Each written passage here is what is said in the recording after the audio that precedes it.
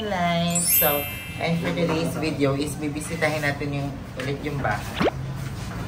So, medyo maraming pagbabago and hindi na siya fully second floor yung gagawin. And wala kaming energy today kasi ang dami namin ginawa. So, we need sugar. We need sugar, more sugar. Pwede din kami ng mga donut kasi wala kaming energy. Tingin ko kailangan namin ng mga sugar. And what time na? Anong oras na? Kasi ang dami namin na-shoot. Ang dami namin na-shoot. So, sobrang pagod kami. As in, malala. So, excited na ako na malaman kung ano yung final plan dun sa bahay. And, nahihirapan pa ako sa paghahanap ng mga tao. Actually, 3 set na ng manggagawa yung nakausap ko. And, yon, hinahanap ko pa yung best. Kasi alam naman, sa pagpapagawa talaga ng bahay, ang pinakamahirap dyan yung mga tao. Diba? Madali lang naman bumili ng material. Hirap magtiwala ulit. Sa mga trabahador. Kasi, ako na magkita ko. Ay. ilang beses na rin kaming, syempre, ilang beses na kaming naloko, diba? Hindi lang sa mga trabahador. Syempre, yung trauma. Actually, sila ko yung champion, magagalingin sila. Kaso malayo. Tapos medyo magastos kasi ako yung sagot ng umagahan, tanghalian, hapunan, diba? So, medyo parang gusto ko yung medyo malapit na lang sa akin. So, babalik kami pag ando na kami sa bahay. So, bye. So, ayun, nagpa-haircut din pala ako. Mamaya ko na ipapakita sa inyo. Mamaya na. Kasi tayo kasi hindi pala sa bagay. May sipon. So, ganito siya kahaba. Ganito na lang siya kahaba. Yung buhok. And bibili na tayo ng basahan para sa bahay. Wait ko mamimili na ako. Ang title na ito. Open pa yung bahay mo, ha? Okay pa. Hindi excited na ako kasi excited na ako mamili ng mga gamit, diba? So, dito kami sa bayan ngayon with Andrew, King, Jeko, and Gabriel. No, I'm not Jeko. I'm Goodies. Yo, guys. Sa mga nakakilala kay Goodies. Yo, what's up? Shoutout sa may-ari ng mga damit namin. Yes! Isa lang po yan. Thank you. Santa Claus, tago pa masko. May-ari neto. Tago pa masko na Santa Claus, grabe. So, pinamimigay na ni Andrew yung mga gamit. Uy! And excited na akong mabisita ulit yung bahay. Kahit ganun at ganun pa rin yung itsura niya. So, yon, ang next step ko is hanapin yung best manggagawa na pwedeng gumawa ng bahay. Hindi mapapagkatiwalaan. May mga nakita na ako, may arawan, may pakyawan. Yung pakyawan, parang ang bigay sa akin is 60% ng materials, which is I think goods din naman. Kasi after mabili ng materyales, parang yun na yun, hindi ko naiintindihan kung sino yung mga babali, hindi ko naiintindihan yung arawan. Bayad na, di ba? So, pero kailangan natin ng choices, hindi lang dapat focus tayo sa isa. Kasi pag mag-focus tayo sa isa, parang ang hirap. So, we need yung choices right now. Kasi parang ano na eh, natauhan na tayo eh. At actually, sa kahit anong piliin natin, risky siya. Diba? Pero, naman gagastos tayo. oo, ang hanapin natin yung may quality, diba? Na manggagawa. And, yung the best. Pag-arawan kasi, parang I think mapapagastos din ako gawa ng baka matagal magawa yung bubong. Yung parang nakausap kong arawan, ang sabi niya lang is, okay na daw, diretso bubong na daw, gano'n siya. Tapos yung nakuha ko namang mga pakyawan, hindi sila pumayag na hindi ko lagyan ng bigay yung bahay. Yung taas. Na pagulo. So, oo. Sabi niya, talaga ng plan. oo, sabi niya, kailangan talaga may bigay yung taas kasi once na lumindol, matibay yung baba. So, yung pressure nasa taas, so baka yun yung bumiba. So, I like it. Gusto ko yung mga ganong trabaho. Yung sasabihin talaga. oo, yung concern. Ka, yung parang, kahit gusto mo makatipid, hindi siya pwede, lalo na sa safety ng bahay. So, yun, makikilala niyo rin yung mga trabador natin pag naka-final na tayo. Yung mga candidate. Yes, yung mga candidates natin. And yun, ngayon is, pupunta tayo ng bahay para tingnan kung ano yung magiging eksena. And pupunta rin yung mga manggagawa, pero baka hindi ko na siya masama sa vlog. Pero yun nga, mababago yung plano ng bahay. And I'm gonna show you kung ano yung magiging itsura ng second floor natin. And I love it. Gusto ko yung idea. Excited na ako. And yan, maghahanap din tayo ng mga magagandang klase ng yero. Kasi sinabi din ng mga manggagawa na nakausap ko yung Pakyawan. Meron daw mga magagandang klase ng bubong na pwede kong pagpilian. May mga, yung katulad nung binigay sa akin yung long panel. Meron din yung parang brick style. So, excited ako magpili-pili ng mga bubong. So, i-update ko kayo ng i-update para kung may future magpagawa din kayo, di ba? May idea na kayo, di ba? So, samahan niyo ako sa journey na to. And thank you sa pag-support sa aking mga videos. Again, thank you so much. Sa mga tao sa likod ko na tumutulong sa akin, like Ate Risa, Madam Ivan, Kuya J. Andrew, lahat sila King, sila BNT, ayan, sila Jeco, si Gabriela. Thank you so much. I love you all so much. Mamaya mag-food trip. Hindi, mag-food trip pa tayo sa taas ng bahay. First food trip ko ba? Diba?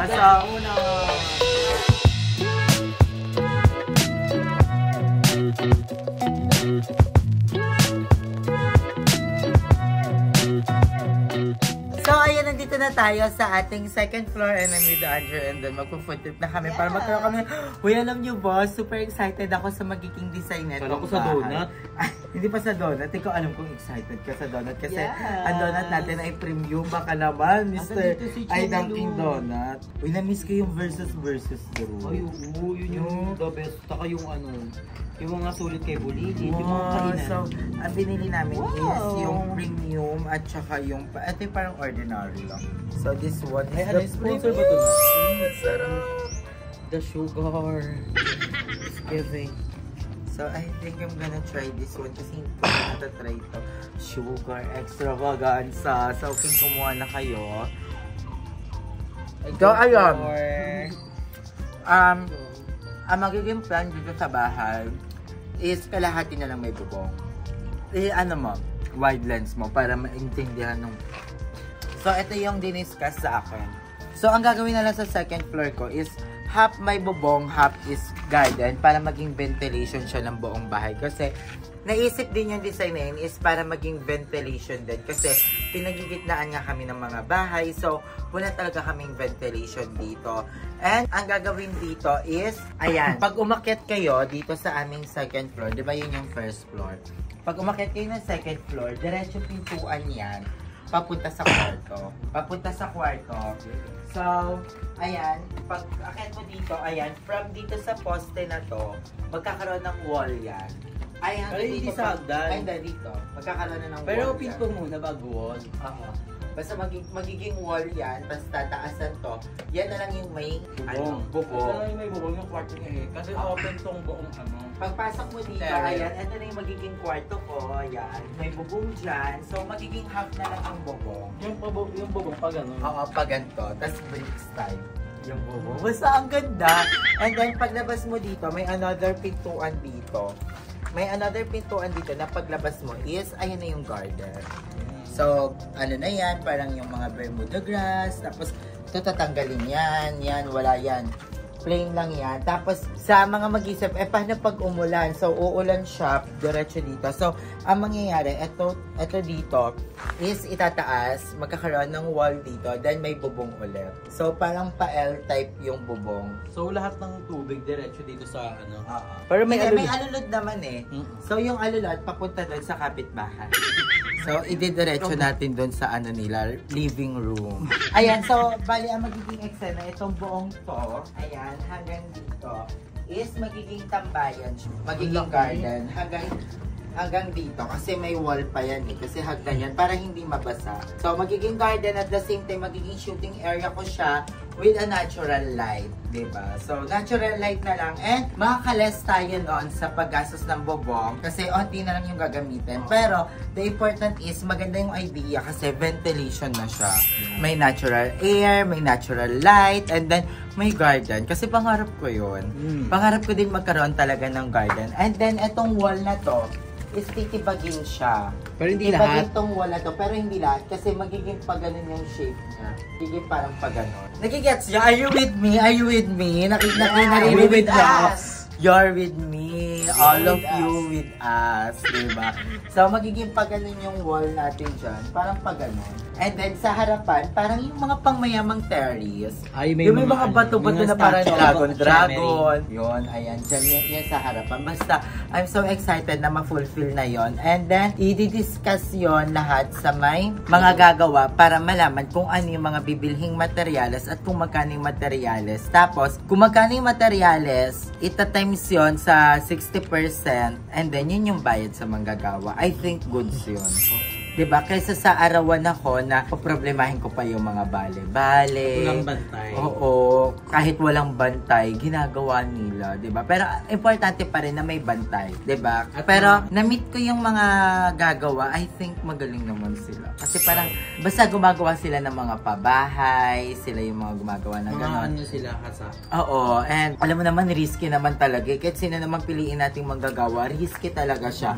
Kasi nasa sa kanila kung aayusin ba nila or hindi. Diba? Pero I need to trust them. I need to bantay-bantay. Diba? So excited na ako. I'm so excited. And ang bibilihin kong bubong daw is brick type. Medyo pricey daw yon pero maganda yon tignan. Lalo na pag nakikita mo siya dito. Pag nakatayo ka dito, makikita mo siya yung bubong, diba? So, I'm so excited. So, hindi ko kailangan ng magarbong balor. Okay na sa akin yon. Yung parang ganyan lang yung kwarto ko.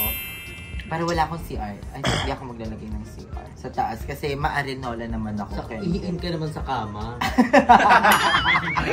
And then, after nun, pag naayos yung second floor is, sa baba naman tayo, aayusin yung kwarto ni Mama. And then, finishing na tayo. Oh my God, excited ako.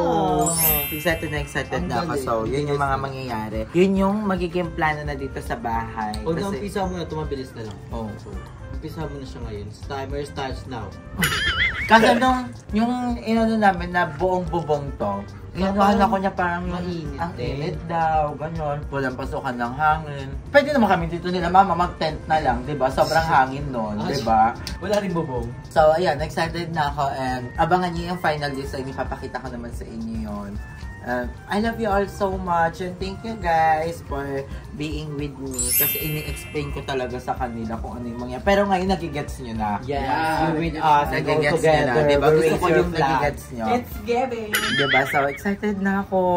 And last move na gagawin ko is kausapin yung manggagawa. And also mag-canvas ng mga material. Yes. Ang dami ko pang mga hollow block sa baba. At maglinis sa baba. Ayun pa, yun yung naano ko. Nung nakuha kong arawan, sabi daw nila, hindi na daw pwede itapon na daw yung mga hollow block sa baba. Yung mga nakuha ko namang pakyawan, sabi nila, ba't magtatapon? Kaya yun. Pwede pa daw siya here. Titibay daw, bakit daw itatapon? Pag nilagay naman daw yan sa tapos yung pag nagato na siya, tapos nabalikadahan, titibay naman daw yun. At mga arawan naman siya, so titigas siya. Sabi pa sa akin, so dapat itapon na dito. So, yan. Gusto Ano kayo sila, mga naparaan sila. Oo, Hindi sila tsaka hindi nagsasayang aksayado, diba? Material. And excited na ako, Yeah. diba? And ang maganda doon, hindi ko po problemahin yung pagkain nila. Yes. Diba? At malapit na. Ano lang, almusal, tsaka merienda lang, diba? Hindi na siya mabigat. Unlike dati na bumibili pa ako ng 2 to 3 sacks a month ng bigas. Tapos sabay mga ulam, tanghali, hapunan, umagahan, diba? Bibili pa ako ng mga kape, mga shampoos. Kasi malayo sila, naiintindihan ko, malayo sila. So, yun yung needs nila. And ngayon, malapit na yung mga nakuha kong mga manggagawa. So, hindi ko na po problemahin miski yung mga shampoo nila, yung sabon, diba? And Hindi sila umuwi anytime. oo. And hindi naman po ako masyadong mahigpit sa mga ganyan. So, magbabanding din tayo. Baka makainuman nyo pa ako. Diba? 40 ko yan yung mga dati, mga constro. Diba? 40 na. Hindi na. Mga anak na ng constro. Anak ng foreman. So, ayun lang. I love you all so much. Thank you again, Jeko. And, ayan, kay Gabriela, and kay Kim, kay Andrew, kay Madam Ivan, sa buong BNT, Mother Nakba. I love you so much, Ate Risa, Kuya Jay, sa lahat. Hindi ko na mabanggit lahat. So, all the fairy Ate godmothers. Miller. So, all the fairy godmothers. Oo, sa lahat ng mga fairy godmothers. Ate Ate Alice, Mama, to my family, Lord, Kuya Lloyd, lahat. I love you all. Thank you mga day. Paano ulit? Paano ulit yun? Thank you sa mga day natin. I love you guys.